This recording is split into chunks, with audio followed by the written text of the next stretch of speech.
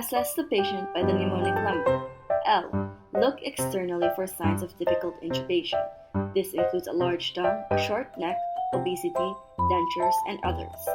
E. Evaluate the 3-3-2 rule.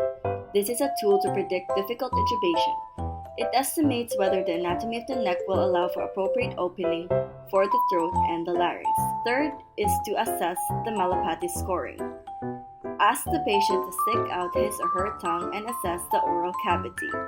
Assess for signs of obstruction. This includes abscess, foreign bodies, or signs of hematoma.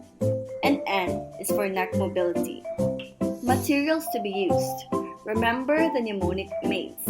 M for monitors, including cardiac monitors and pulse oximeter. A for airway equipment, including the laryngoscope, the stethoscope, endotracheal tubes and bag valve mask resuscitators. I for IV fluids. D for drugs, which includes neuromuscular blocker and sedatives. S for suction, including suction machine and catheter. After preparing the materials, check the patency of the tube by inflating it and then deflating it right after.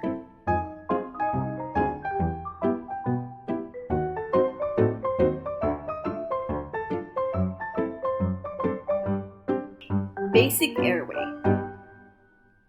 Position the patient in a sniffing position by placing a pillow under the patient's head. A combination of neck flexion and head extension is considered suitable. Suction secretions that may cause airway obstruction. Then perform the jaw thrust maneuver by moving the thumb anteriorly with the mandible, minimizing the tongue's ability to obstruct the airway. To maintain the airway, an oropharyngeal can be inserted through the mouth or a nasopharyngeal airway through the nose. A few minutes of oxygenation is started prior to intubation whenever possible. Hold the mask with a good grip to ensure an airtight seal. The Sellex maneuver is performed to help align the airway structures and reduce the risk of regurgitation. This is done by applying gentle pressure at the level of the cricoid cartilage, then induce sedation and give a muscle relaxant to prevent gagging. Advanced airway. Open the mouth with a gloved right hand, scissoring the two fingers by placing the thumb on the lower jaw and the index finger on the upper jaw. The laryngoscope is held on the left hand and is inserted along the right side of the tongue, pushing the tongue to the left. Depth perception is difficult, so structures should be identified as the blade passes through the tongue and epiglottis.